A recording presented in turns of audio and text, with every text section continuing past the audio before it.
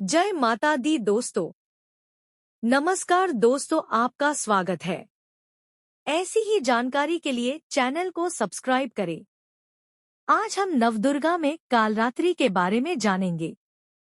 एकवेणी जपाकर्णपूरा नग्ना खरास्थिता लंबोष्ठी कर्णिका कर्णी तैलाभ्यक्त श्रीरिणी वामपादोल्लसलोहलता कंटक भूषणा वर्धन मूर्धध्वजा कृष्णा कालरात्रिर्भयंकरी।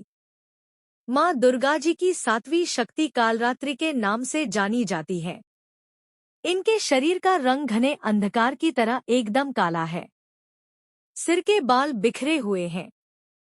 गले में विद्युत की तरह चमकने वाली माला है। इनके 3 नेत्र हैं। ये तीनों नेत्र ब्रह्मांड के सदृश गोल हैं। इनसे विद्युत के समान चमकीली किरणें निःसृत होती रहती हैं।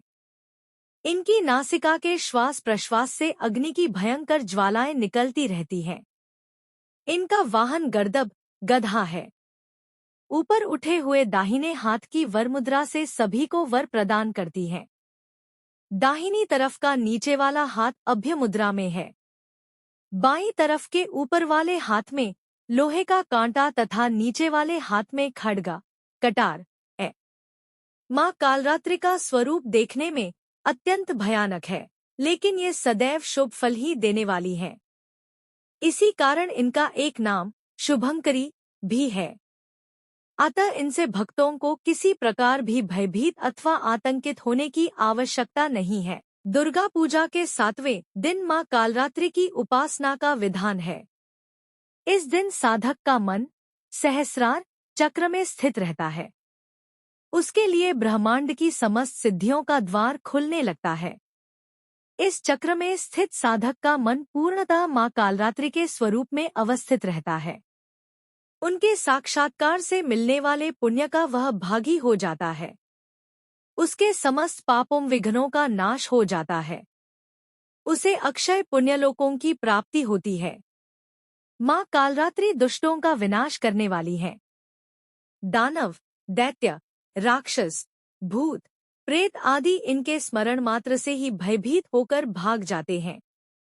ये ग्रह बाधाओं को भी दूर करने वाली हैं। इनके उपासक को अग्नि भय, जल भय, जंतु भय, शत्रु भय, रात्रि भय आदि कभी नहीं होते।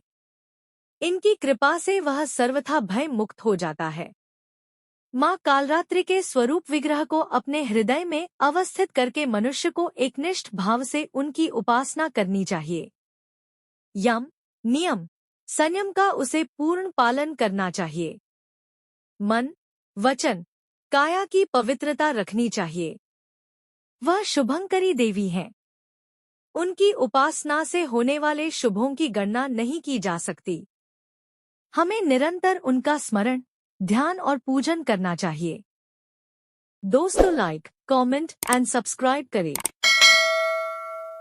दोस्तों लाइक, कमेंट एंड सब्सक्राइब करें।